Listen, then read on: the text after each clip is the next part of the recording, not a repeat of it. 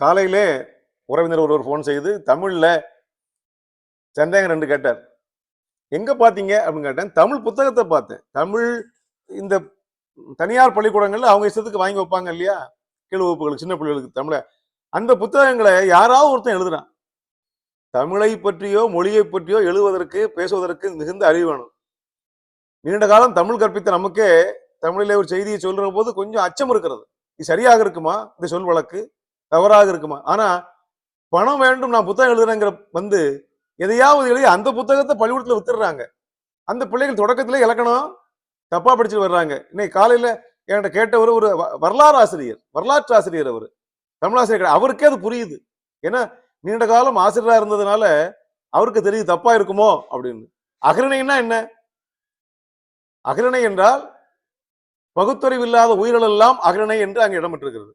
அவர் கேட்கிறாரு, முத்துமணி, பகுத்தறிவு இல்லாத உயிர்கள் ஆடும் மாடும் மீனும் கோழி இதுதானே அகரணை? அப்ப கல்லும் மண்ணும் அகரணை இல்லையா, உயிரில்லாத பொருள்கள் என்று கேட்டார். அப்ப சொன்ன உயிரற்றவையும் உயிருள்ளவைகளில் 6 அறிவு அற்றவையும் 5 அறிவு உள்ளவையும் குறைஞ்ச உள்ளவையும் உயிரற்ற பொருள்களும் உயிருள்ளவைகளில் பகுத்தறிவற்றவையும் அகரணை.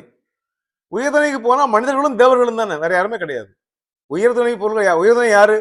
மனிதர்கள் மட்டும்தான். அதுக்கப்புறம் தேவர்கள் இருக்குதா? தேவர்கள் இருந்தா தேவர்கள், தெய்வங்கள். முருகன் கடவுள் முருகன் வந்தான்னு சொல்லுவோம்.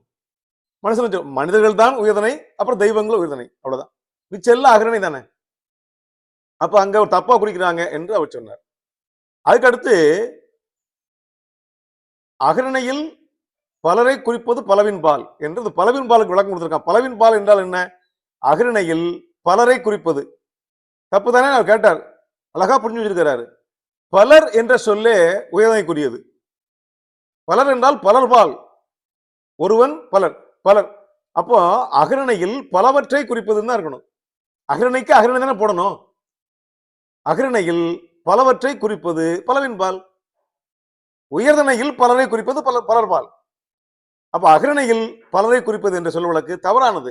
அவர் கேட்டார், நான் சொன்னேன், உடனடியாக பேசணும்னு தமிழ் பற்றி பேச நாளாச்சு பேசிட்டேன். நன்றி, வணக்கம்.